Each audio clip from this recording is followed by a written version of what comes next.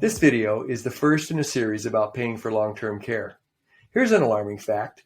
Studies have shown that between 50 to 70% of Americans 65 or older will eventually require some form of long-term care. What makes it particularly alarming is fewer than half have done enough planning to cover the costs of long-term care. A survey by the Associated Press found that 54% of respondents age 40 or older said they had done little or no planning for these needs. Why is this a problem? It's a problem because long-term care costs are very high. In the table below, you will see that costs can range from adult daycare for about $19,000 a year all the way to over $105,000 per year for a private room in a skilled nursing facility.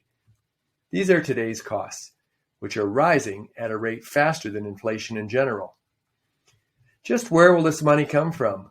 There are three sources: personal resources, government payments, and private insurance.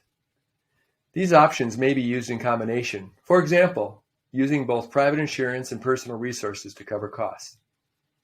Let's break down each of these funding sources. First, personal resources. According to a 2016 Health and Human Services report, over half the time long-term care expenses are paid for from personal resources.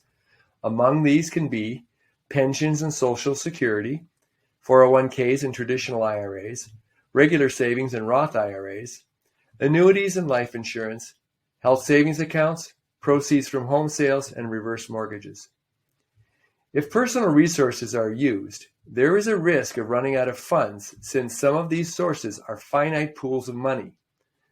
Seniors with limited resources especially face the prospect of exhausting their finances. This could lead to situations where they are only able to afford lower quality long-term care options. The second source of long-term care funding can be government payments. Government payments are mostly Medicaid and Medicare. There is a common misperception that Medicare covers long-term care costs. Medicare does cover costs of care in a skilled nursing facility for up to 100 days after hospitalization. However, there are some strict rules for this. Among these are that the patient must have been hospitalized for 3 days or more and must enter the skilled nursing facility within 30 days after being discharged from the hospital. Medicare coverage does not extend to costs for care for older adults who only need help with everyday activities.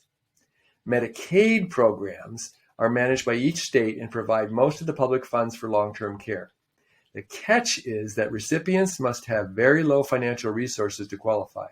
For example, in Florida, a single person can have income of no more than $2,300 per month and have no more than $2,000 in assets.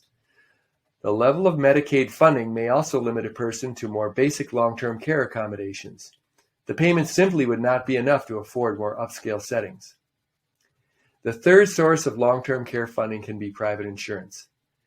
The products in this category are dedicated long-term care insurance, as well as life insurance and annuity contracts containing long-term care riders. There are also opportunities to take advantage of cash value in some types of life insurance policies or receive money early from expected future death benefits. These options are covered in a video further on in this series. Getting back to long-term care insurance, the types of care that might be covered are home health care, skilled nursing facility, assisted living facility, or adult daycare center. As a risk reduction tool, long-term care insurance would seem to be a very popular option. Yet according to the American Association for Long-Term Care Insurance, only about 8% of U.S. residents 55 or older have some form of long-term care insurance. The reasons for this are consumer perceptions that premiums are too costly, misconceptions that Medicare will pay the majority of costs, and reluctance to acknowledge the high probability of eventually needing some form of long-term care. So, given that these are the funding options, what should you do about it? No matter how long-term care costs are covered, planning for these expenses is essential.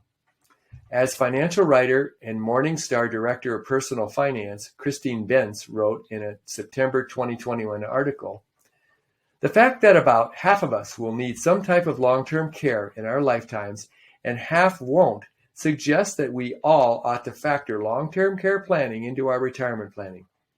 After all, if I told you that there was roughly a 50-50 chance that your house would burn to the ground during the time that you owned it, is there a possibility that you would do nothing about it? So, given the importance of this need, what is the next best step? For the financial savvy, educating oneself about long-term care planning makes sense in preparation for a do-it-yourself approach.